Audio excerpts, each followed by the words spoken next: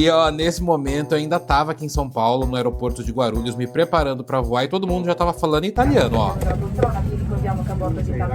E serão 11 horas e 40 minutos de viagem direto daqui de São Paulo, do aeroporto de Guarulhos, até Roma, em Fiumicino, em Roma.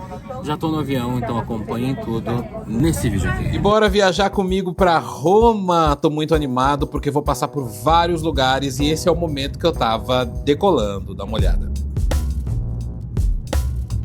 E é claro que eu não vou mostrar a viagem toda pra vocês daqui de dentro do avião, mas demorou, viu, gente? Foi um voo direto daqui de São Paulo até Roma e nesse momento eu já tava chegando, ó. Agora a gente já tá chegando, ó. Aqui o aeroporto de Roma. Faltam 7 minutos para o pouso. Já o dia tá amanhecendo aqui em Roma. Ó, Roma lá embaixo, tá vendo? Estamos chegando aqui nessa quarta-feira, dia 23 de abril de 2025. Agora são exatamente... Que horas são agora? Eram quase 6 da manhã nesse momento. Tá amanhecendo. 12 graus aqui, início de primavera em Roma, na Itália. Eu pensei que ia estar mais frio, mas não tava tão frio assim. E olha que lindo esse céu amanhecendo aqui na Itália. Vamos pousar? Vamos pousar! 1 minuto pro pouso aqui em Roma, na Itália. Vamos pousar, são exatamente 6 da manhã aqui em Roma. A gente vai pousar agora. Vou gravar pra vocês verem. O momento do pouso é o momento que eu tenho mais medo. Ouviu aí o momento que o avião toca no chão? Agora é só frear, parar pra gente poder descer com segurança aqui em Roma, na Itália. Pousamos, quer dizer, ainda não parou.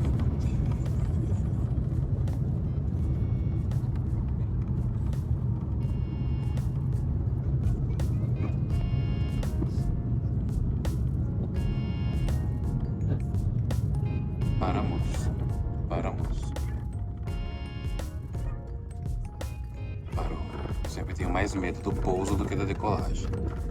Estamos em Roma, na Itália. E a nossa primeira parada vai ser aqui em Assis, ó, o santuário lá em cima. Aqui viveu e morreu São Francisco, Santa Clara e também é onde está exposto o corpo do jovem de 15 anos, Carlo Acutis, que em breve será santo. Quando a gente entra em Assis, tem uma portinhola aqui, ali é para os carros entrarem. E essa é a primeira visão que a gente tem aqui de Assis, ó, tá vendo? É uma vila, né?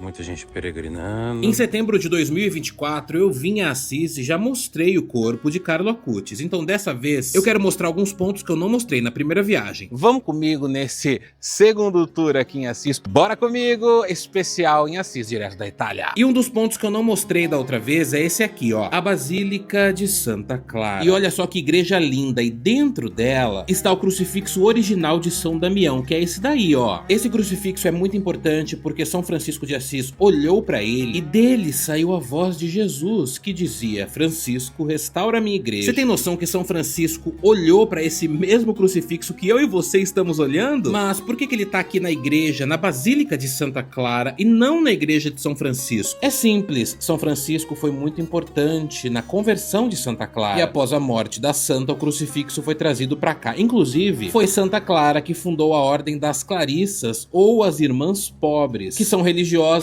que ao entrarem para essa ordem fazem votos de pobreza para a própria vida e também a opção pelos pobres, ou seja, uma missão voltada para ajudar os mais necessitados. E vamos descer. Lá embaixo está o corpo de Santa Clara, tá vendo aí? A tumba de Santa Clara. E vem dar uma olhada comigo no tamanho dessa tumba, ó, aqui é a entrada. A jovem Clara morreu em 11 de agosto de 1253, mas o seu corpo foi encontrado somente em 1850. E detalhe, seu corpo estava em perfeito estado. Tá vendo lá no fundo? Fiéis de todo mundo visitam o túmulo de Santa Clara e tocam nos ferros próximos à sua sepultura. Tudo isso para fazer pedidos à jovem que era rica e que deixou tudo para trás para viver sua vida ao lado de Deus. Olha aí, ó, a placa. Estamos bem perto da tumba de Santa Clara, que assim como Francisco também era uma jovem rica e deixou tudo para trás para viver sua fé. Santa Clara faleceu aos 60 anos de idade. E esse é um momento de grande emoção emoção, eu estava a poucos metros do corpo de Santa Clara de Assis.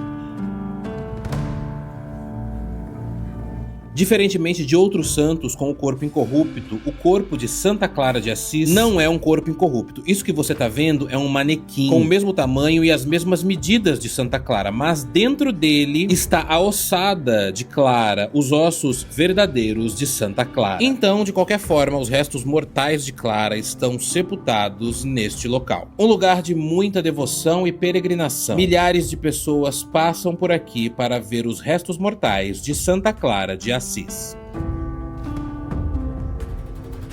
E aqui na mesma basílica estão também as roupas, as vestimentas de Santa Clara. Clara ouve falar que São Francisco, que era também um jovem rico, havia largado tudo para viver em função dos mais necessitados. Clara faz a mesma coisa e passa a seguir Francisco. E repara que as roupas são roupas simples, sem cores. Tudo isso porque a Virgem Clara não queria ter vaidade. E como prova disso, deixa que Francisco corte seus cabelos. Tá vendo ali, ó? Dentro daquela caixinha estão os cabelos que um dia foram de Clara.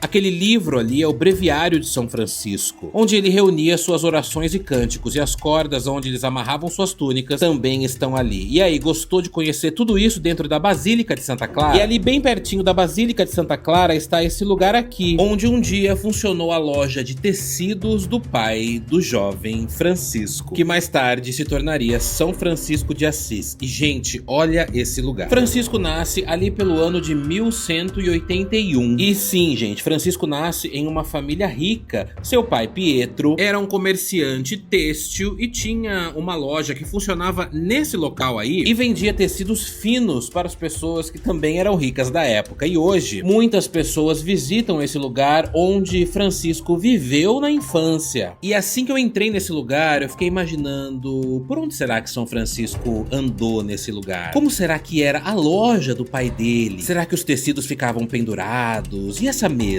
hein? A placa na parede anuncia que aqui é o velho quarto abaixo do chão que serviu de armazém para o pai de Francisco. Em italiano, fondaco. E ali em cima, olha que incrível, tá vendo aquela porta? É a porta original da casa de São Francisco. Aqui atrás, por exemplo, é a igreja de São Francisco. A sepultura dele tá aqui. Não dá pra ver o corpo dele, mas dá pra ver a sua sepultura. Sim, da outra vez eu não consegui mostrar, mas agora eu consegui. Vamos entrar? Olha o tamanho da Basílica de São Francisco, aqui em Assis, na Itália. E a tumba dele fica na cripta, ou seja, abaixo do chão. Ali, olha, tá vendo? Estamos diante da real sepultura de São Francisco de Assis. E, gente, não sei o que aconteceu. Na hora que eu dei zoom, a luz mudou, mas... agora sim. Na placa, o ano de sua morte, 1226. A real causa da morte de Francisco é desconhecida, mas muitos acreditam que ele morreu de malária. E tá vendo que eu tô pegando nos ferros em volta do túmulo de São Francisco? Pois é isso que fiéis do mundo inteiro fazem, tá vendo? Eles acreditam que a sepultura de um dos maiores santos da Igreja Católica é milagrosa. E aqui nessa igreja, a Catedral de São Rufino, também em Assis, está a pia batismal onde São Francisco foi batizado. Olha lá aí! Dá pra imaginar que São Francisco, pequenininho, foi batizado por seus pais e por um padre nessa pia aqui. Popularmente a gente fala pia, mas o nome correto é fonte batismal. São Francisco nasce no ano de 1182 e ainda pequeno foi batizado aqui, que também se torna um ponto de peregrinação de diversos fiéis ao redor do mundo. Acima da fonte batismal, uma representação do batismo de São Francisco. Essa é a fonte batismal onde São Francisco de Assis foi batizado. Inclusive no dia 4 de outubro de 2014, o Papa Francisco, que faleceu agora nesse ano, visitou esse local. E olha uma imagem do Papa Francisco aí durante visita à fonte batismal de São Francisco. Exatamente nesse lugar que eu tô, um ponto muito importante de fé para os católicos. E vale ressaltar que essa parte onde eu tô aqui em cima é o lugar onde os italianos chamam de Antiga Assis, que é essa parte com essas casas aqui, tá vendo? E lá ao fundo você vê a Nova Assis. Inclusive foi numa igrejinha lá embaixo que São Francisco faleceu e a gente vai descer. Só que no caminho ouve os sinos de Assis junto comigo.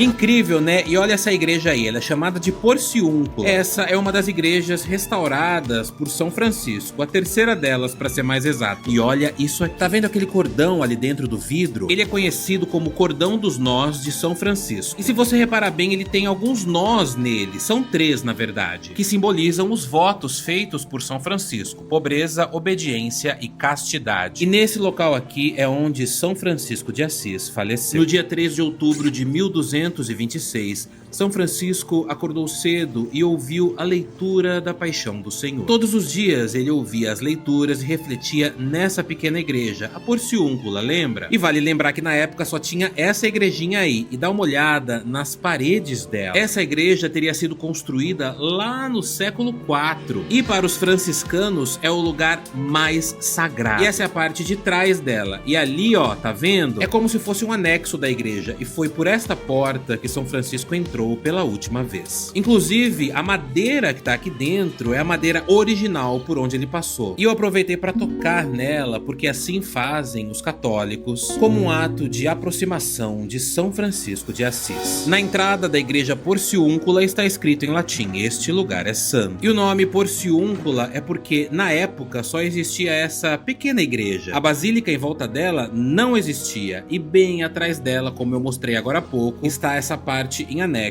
São Francisco sabia que ia morrer dentro dela e ao entrar disse: vou me encontrar com a irmã morte. E assim ele faleceu. Francisco de Assis morre aos 44 anos e hoje as pessoas podem visitar este local que para eles é santo. Eu vim pela segunda vez aqui para Assis, na Itália, para mostrar como que tá a expectativa para a canonização do Carlo Acutis. A canonização não foi cancelada, foi adiada. Eu queria mostrar para vocês outras coisas envolvendo o Carlo Acutis que eu não mostrei da outra vez, como essa igrejinha, por exemplo. E nessa segunda vez que eu tô aqui em Assis, eu vim visitar a capelinha de Santo Stefano, onde Carlo Acutis gostava muito de visitar. Ela tá fechada, mas só de imaginar que Carlo Acutis passou por aqui em vida, né, já é emocionante. Detalhe, essa igreja fica bem perto da casa onde morava Carlo Acutis. Vamos ver. O Carlo gostava muito de vir a essa capelinha que tá aqui.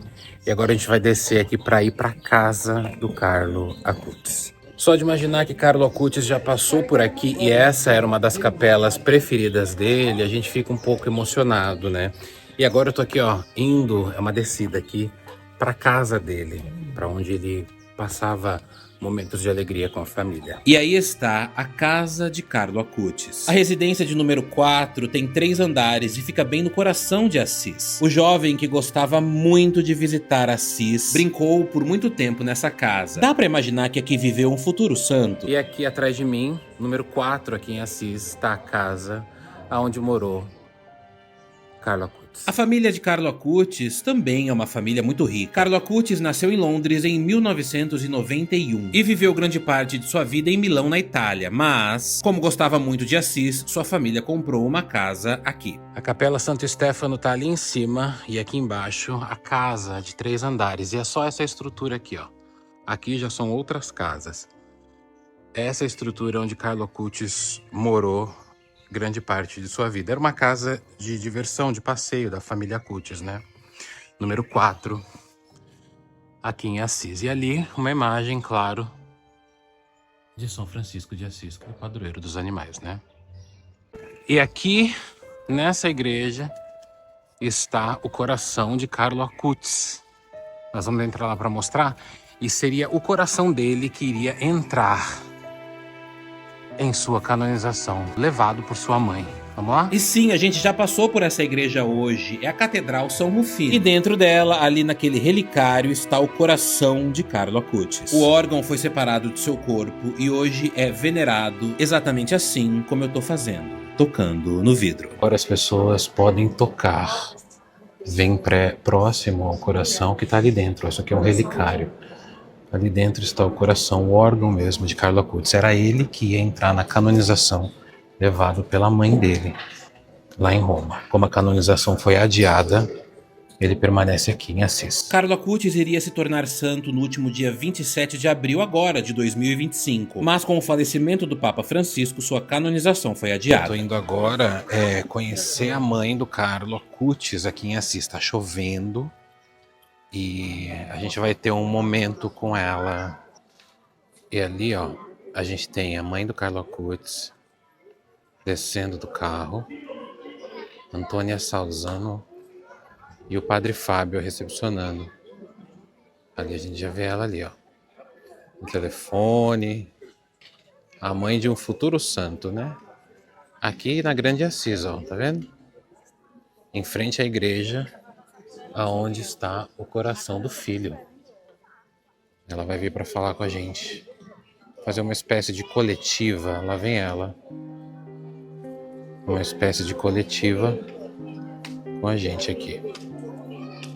Ali está Antônia Salzano, mãe de Carlo Acutis. Que é a mãe de Carlo Acutis, que vem conversar com a gente, vem para bater um papo com a gente aqui. Bom dia, falou bom dia em português. Todo Brasil. Todo Brasil. Sorridente, Antônia disse que está estudando português e, arranhando algumas palavras, relembrou que Carlo Acutis rezava todos os dias. Meu rapaz, 5 anos e meio, rezam cada dia rosário. De quando era 5 anos. Sim. Quindi é importante, E aproveitou para dizer que todos podem ser santos, assim como seu filho. Se você quer ser santo, também você pode. Carlo é um exemplo, mas todos estão muito santos no céu, não conhecido, não? Desconhecido, mas que sou santo. E como uma boa mãe, tirou de sua bolsa presentinhos, pequenos terços para se usar no dedo, e presenteou primeiro as crianças e os adolescentes. E Antônia nos presenteou com uma relíquia de Carlo Acutis. E veja, eu ganhei essa relíquia das mãos da mãe dele. Dentro daquele círculo vermelho há um pedaço do pano que envolveu o corpo de Carlo Acutis, uma relíquia para os católicos. E eu aproveitei para fazer umas perguntinhas para ela. Tem uma mensagem para os jovens brasileiros? Allora, todos santos, todos nascem originais, pero muito morem fotocópias. Fotocopia se muore se non si realizza missione che Gesù tiene por cada uno de nosotros. De nós. Carlos dizia que temos que viver cada dia como se fosse o último de nossa vida. Cada dia. Porque assim sempre pronto por ir ao cielo. E sobretudo, não eu, mais Deus. Não eu, mais Deus. E a tristeza é a mirada hacia si mesmo. A felicidade é a mirada hacia Deus. Esse é o segredo. Antônia, allora, pretende visitar o Brasil um dia? Sì, un dia. Prima devo falar melhor. Ora não. Tá bom, tá bom. Esperar um pouquinho mais. Porque tenho que falar espontaneamente. Eu não posso ler. Eu tenho que falar. E aqui, gente, ela mandou um oi pros meus seguidores e pro Brasil inteiro. Mas tá falando muito bem o português já. Nossa, Muito bom o português. E antes de ir embora, eu fui ao cemitério. E olha o caminho que eu fiz para chegar até o cemitério. Mas esse é o cemitério onde está sepultado. Quer dizer, onde tá não. Onde foi sepultado o corpo de Carlo Acutis e onde ficou durante 13 anos. Carlo Acutis, ao falecer em 2006, foi sepultado aqui. Hoje, o corpo dele não está mais aqui, porque ao ser exumado, ao ser desenterrado, perceberam que o corpo dele estava inteiro, né? E por isso faz parte também aí de um processo importante da sua santificação, né? Então, quando ele é exumado, depois de 13 anos, o corpo dele está inteiro, e aí agora foi preparado para estar exposto. Então hoje, nessa sepultura, tá só o vô dele. E, gente, olha isso. Cemitério aqui em Assis, na Itália. Bora comigo? Bora. Gente, quem diria, né, que a gente, olha, um dia estaria visitando um cemitério aqui na Itália, em Assis, né? É um cemitério antiquíssimo. É um cemitério muito antigo, mas o Carlo está sepultado em uma área nova desse cemitério, tá? Então é interessante a gente vir para cá e conseguir encontrar, né, a sepultura de Carlo Acutis. Olha isso. Tudo muito antigo, né? Tem os altos e baixos de Assis. Chique, né? Tá aqui na Itália, no cemitério aqui na Itália. E olha aí, o túmulo onde Carlo Acutis esteve sepultado.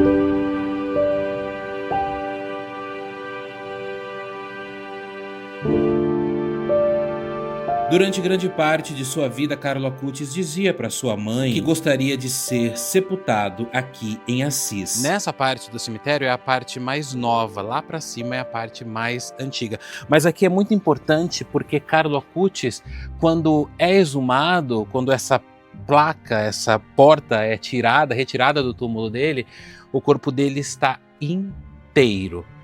Então aqui é uma parte muito importante também da santificação, né, de Carlo Acutis. Para torná-lo santo, ele precisava ser exumado, e quando foi exumado, a surpresa, depois de 13 anos, seu corpo estava inteiro. Ali em cima é a parte mais antiga do cemitério, e aqui embaixo a parte mais nova. Hoje só está o avô dele aqui, o Antônio Salzano, que tem o sobrenome da mãe, né, Antônia Salzana, mãe do Carlo Acutis. Eu não estou subindo no túmulo, tá? O túmulo é esse daqui, tá?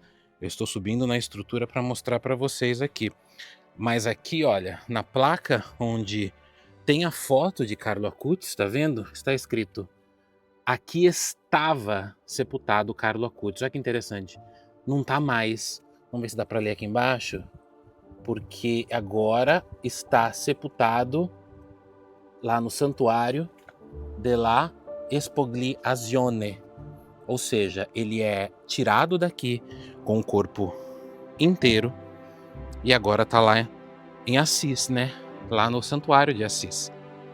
Então essa é a sepultura de Carlo Acutis. E olha a vista aqui atrás do túmulo. Lá está Assis. Lá está o santuário, tá vendo? Olha lá, ó, deixa eu ver ali, ó. Vamos ver se dá para dar zoom. Olha lá. Consegue ver ali o santuário de Assis, onde a gente estava agora há pouco? O santuário lá atrás e a sepultura da família Acutis bem aqui. E tem uma história que se conta sobre a sepultura do Carlo Acutis aqui em Assis, na Itália. Dizem que as rosas que nasciam aqui, as pétalas dessas rosas que caíam, não murchavam, não morriam. E dizem que todas as pessoas que pegavam essas pétalas e levavam essas pétalas para casa aqui da sepultura do Carlo Acutis recebiam curas, graças. Então aqui é um lugar importante porque Carlo Acutis ficou muito tempo, foram 13 anos, sepultado neste túmulo, nesta sepultura. Hoje ele não está mais aqui. Eu termino esse vídeo aqui de Assis, na Itália, saindo do cemitério onde onde estava sepultado o corpo de Carlo Acutis. A canonização foi adiada, mas não foi cancelada. Em breve, Carlo Acutis se tornará o primeiro santo millennial de todas as gerações. Tô cansado. Tchau, trevosos. E olha esse caminho para ir embora do cemitério. Lindo ou sombrio? E qual a nossa próxima parada? Cássia, a terra de Santa Rita de Cássia. Conhecida como a Santa das Causas Impossíveis. E detalhe, seu corpo está aqui sem nenhum tratamento há mais de 600 anos. Cheguei aqui em Cássia, na Itália, para ver o corpo incorrupto de Santa Rita de Cássia, que está aqui há mais de 600 anos. E essa daqui, ó, é a catedral, a igreja maravilhosa aqui em Cássia, na Itália. Bora comigo para ver mais um corpo incorrupto aqui na Itália? Bora! Tava chovendo nesse dia e olha o tamanho da basílica aqui em Cássia. E olha seu interior, as cores vivas, é de encher os olhos. Antes de ser freira, Rita de Cássia casou-se, mas seu marido era violento e acabou assassinado. Quando seus filhos foram vingar a morte do pai, morreram também e Cássia se viu sozinha. E olha lá no fundo, a sepultura aonde descansa o corpo de Santa Rita de Cássia. Fiéis do mundo inteiro vêm à sua basílica para poder se aproximar de seu cadáver que está intacto desde 1457. Porém, antes de falecer, Rita de Cássia recebeu a visita de uma pessoa de sua família. Muito doente, Rita pediu para ganhar uma rosa. Era inverno e quando a pessoa, parente de Cássia, chegou em casa, viu uma única rosa florescendo em seu jardim, no meio daquele inverno rigoroso. E isso foi então considerado um milagre. Eu tô na fila aqui Então os devotos vêm até aqui ao corpo de Santa Rita, que está aqui atrás de mim. Aqui. Vêm até aqui e fazem seus pedidos, porque Santa Rita é conhecida como a Santa das Causas Impossíveis. Então os fiéis vêm até aqui e gravam e tocam na grade de frente com a sua sepultura. O corpo dela está aqui há mais ou menos 600 anos.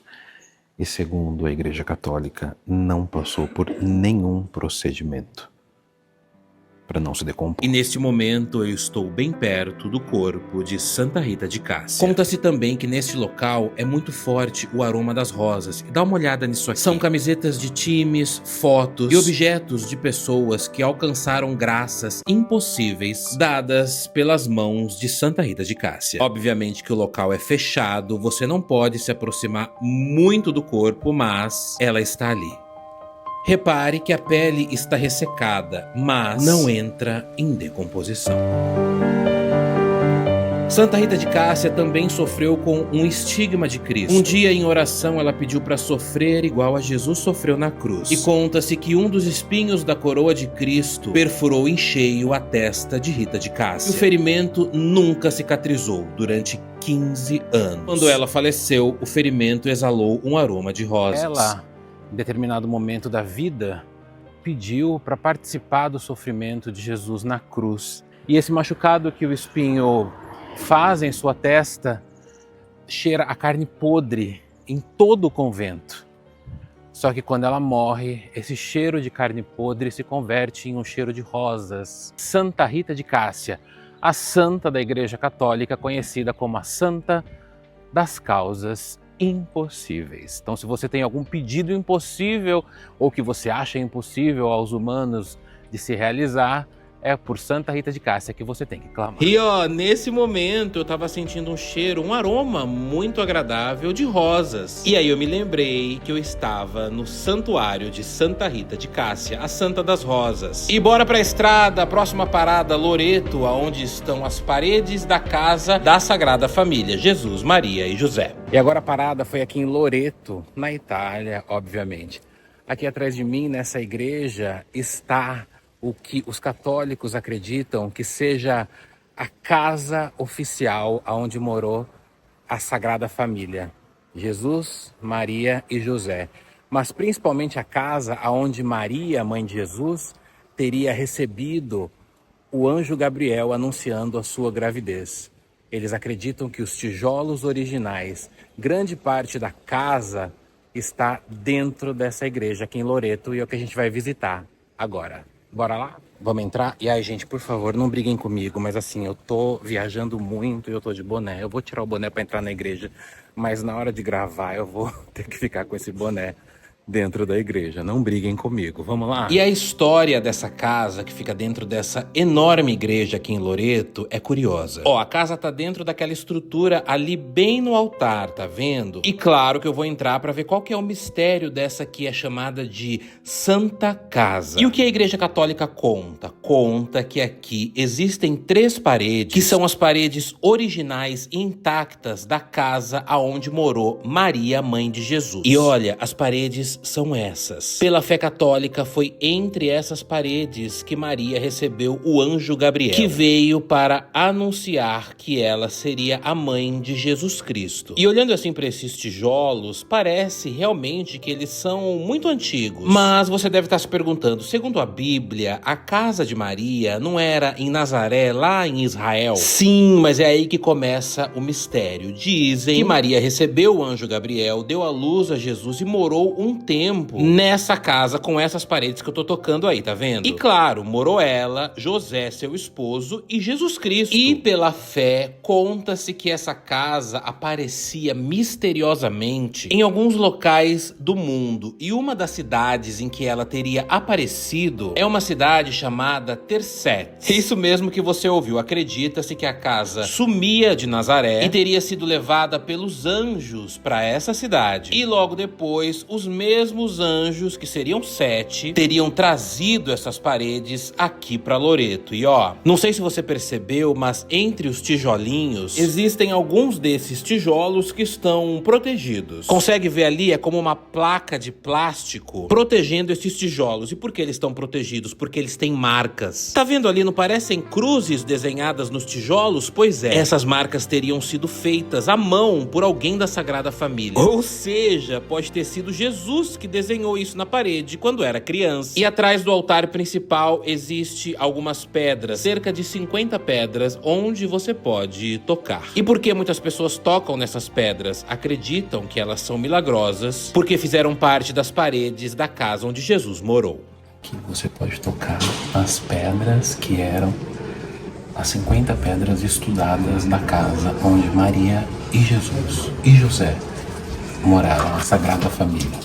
E o que a ciência diz? Segundo alguns estudiosos, a casa é verdadeira, mas foi transportada tijolo por tijolo por uma família que tinha o sobrenome dos anjos. E daí nasce a crença de que a casa teria sido transportada por anjos. Partiu de novo e agora a gente vai subir para conhecer a Gruta de São Miguel, onde o Arcanjo Miguel apareceu 3 vezes seguidas. É aqui no Monte Gargano, com mais de 1500 anos de história.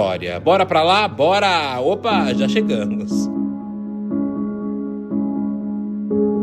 E quando eu falo gruta, é uma gruta mesmo, dá uma olhada. Pela tradição cristã, lá pelo ano de 490 depois de Cristo, o Arcanjo Miguel apareceu nessa gruta. Tá vendo a estrutura dela aí? É uma gruta de verdade, viu? É claro que o santuário construído ao redor dela foi feito por mãos humanas. Dá uma olhada, tem altar, pilastras de sustentação, mas vem ver isso aqui comigo. Foi exatamente neste local protegido aonde o Arcanjo Miguel teria aparecido. Sim, e a aparição dele não foi só uma única vez não, viu? Foram pelo menos 3 aparições aqui onde eu tô.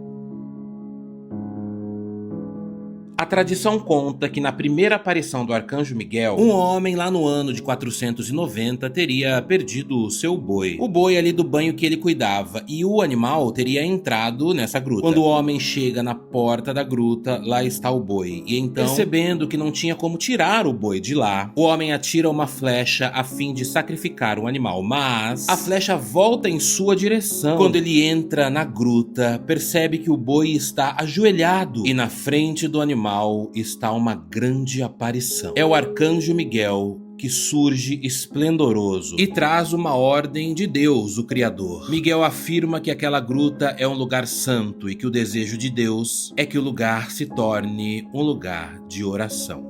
E olha só quem visitou a gruta do Arcanjo Miguel, São Francisco de Assis. O ano era 1216 e o local já tinha se tornado um santuário. Francisco caminha até este local, mas não entra na gruta por não se sentir digno. Francisco se ajoelha, encosta a testa no chão e tá vendo essa pedra aí? É exatamente a pedra aonde Francisco encostou a cabeça para orar em frente à gruta do Arcanjo Miguel. Se você reparar na pedra, está esculpido nela o tal de São Francisco. Consegue ver ali, ó, tô até mostrando aqui. Dá pra imaginar que São Francisco encostou sua cabeça aqui pra orar, beijou o chão e não entrou na gruta? É incrível, né? Exatamente naquele ponto ali é onde ele teria aparecido. E tem uma representação dele, uma imagem com as asas aqui, e hoje é o altar principal da igreja. E assim que você entra na gruta do Arcanjo Miguel, do lado esquerdo está o altar com a pedra onde São Francisco encostou a cabeça para orar. É exatamente aí onde eu tô, ó. E é isso também que os fiéis fazem ao visitar a gruta do Arcanjo Miguel, que fica aqui no Monte Gargano, a quase 300 metros de altura, na Itália. E eu já voltei para Roma agora para te mostrar as relíquias do próprio Cristo. Bora comigo? Essa igreja enorme que você tá vendo é a Basílica da Santa Cruz em Jerusalém, mas que fica em Roma. Pela tradição, Helena, a mãe de Constantino, trouxe para essa basílica pedaços da cruz aonde Jesus foi crucificado. Olha aí, consegue ver ali dentro do relicário, em cada ponta do crucifixo, dentro dele há pedaços reais da cruz aonde Jesus foi crucificado e morreu. Ali embaixo, outra relíquia importante para os católicos, essa daqui, ó, é o Titulus Crucis, que seria a placa que foi colocada sobre a cabeça de Jesus na cruz. Helena era mãe do imperador romano Constantino I, e lá com seus 80 anos, ela não queria falecer sem ter passado pela terra aonde Jesus viveu. E no ano de 326 ela viaja para a Terra Santa para ordenar buscas por essas relíquias aí que você tá vendo. Olha essa daí. São 2 espinhos da coroa de Jesus Cristo. Agora imagina você estar diante dessas relíquias que para os cristãos são fundamentais para a construção do cristianismo. Aqui a gente tem uma relíquia muito importante, que são pedaços da cruz de Cristo. Mas não são pedaços ou cópias ou demonstrações. São pedaços reais do que a gente chama de lenho santo, né? Ou madeira santa. Então tem o crucifixo e dentro dele você tem pedaços da cruz onde Jesus foi crucificado. E aqui embaixo, ó, a placa que foi colocada sobre a cruz de Cristo. Também quando ele foi crucificado. Aqui um dos pregos, né? Um dos cravos. E lá em cima, não sei se dá para ver, os espinhos da coroa de Jesus. Ou seja, a gente está diante aqui de relíquias do próprio Cristo, da própria crucificação. E ali do lado, um pedaço da madeira. E lá em cima também tem o dedo de São Tomé. Sim, o dedo do apóstolo que não acreditava em Cristo e tocou em sua ferida quando Jesus já tinha ressuscitado. E aqui nessa mesma igreja, numa salinha do lado ali, a gente tem a exposição de uma réplica perfeita do Santo Sudário, que foi o pano que envolveu Jesus após a descida da cruz, ou seja, o tecido que continha o sangue de Jesus e que nele ficou a marca do rosto, das mãos e de todo o corpo de Jesus Cristo. Uma réplica, né, do Santo Sudário de Turim, tá vendo? Que seria o pano que teria envolvido Jesus após a sua morte. E nesse trecho aqui, ó, você consegue ver o rosto de Cristo. Então aqui é aberto, as pessoas podem entrar para tocar no vidro e pedir as suas graças, as suas bênçãos, porque acredita-se também que o Santo Sudário, que é o pano que envolveu Jesus, também é milagroso. E aqui tem o rosto dele, ó. Mas essa aqui é apenas uma cópia do que seria o verdadeiro, uma cópia oficial do verdadeiro que está em Turim, aqui na Itália. E é por esse tecido que dá para se ter uma ideia de como era o rosto de Jesus. De um homem deitado, as mãos, tá vendo? Vou dar um zoom para vocês verem. Ó, os braços, as mãos, uma sobre a outra. E como seria o rosto de Cristo. Né? E aqui as costas. O dorso, a parte de trás, a lombar, as nádegas, pernas e os pés. E essa réplica é a réplica mais perfeita do Santo Sudário, que está em Turim. A cidade de Turim fica a cerca de 680 quilômetros de Roma, mas atualmente o Santo Sudário original não está exposto. E olha isso aqui, ainda nessa mesma igreja eu estava indo embora e vi essa sala com o nome dessa menininha chamada Antonieta Mel. Fiquei curioso porque tinham alguns brinquedos muito antigos, cartas, desenhos, dá uma olhada. E pesquisando um pouco da sua história, descobri que essa menina era conhecida como Nenolina, uma garota italiana que viveu aqui em Roma até os 6 anos de idade. E quando ela tinha 5 anos, machucou o joelho e descobriu um câncer ósseo, fazendo com que mais tarde a pequena menina perdesse uma de suas pernas. Olha lá aí. E mesmo com muitas dores, Antonieta escrevia cartas para Jesus. E eu fiquei um pouco comovido com as roupinhas dela que estavam expostas nessa sala. Dá uma olhada, tudo antigo. Antonieta faleceu em 1937. Curioso, né? Vou pesquisar mais sobre ela. E aí, gostou dessa viagem comigo aqui em Roma? Mas antes, olha o que eu descobri aqui dentro da Basílica. E aqui nessa igreja, onde estão as relíquias, né, que eu mostrei para vocês da cruz e tudo mais, tem uma curiosidade. Se você colocar 2 euros nessa maquininha aqui, ó, Accensione luce navata centrale. Vai acender as luzes de toda a igreja. Vamos ver se funciona. Tô aqui com 2 euros. Ó, até apagou aqui, ó. Vamos ver. Tá contando. E não é que acendeu mesmo? Dá uma olhada, olha que incrível. Parte do teto da Basílica da Santa Cruz em Jerusalém, aqui em Roma, acende, deixando o que já é bonito ainda mais incrível. Ah, e já acabou! É hora de deixar Roma e voltar pro Brasil. Quero saber se você gostou dessa viagem pra Roma, e pra provar que você chegou até o final desse vídeo, deixa aqui um comentário escrito "Um trevoso em Roma". Até a próxima, tchau!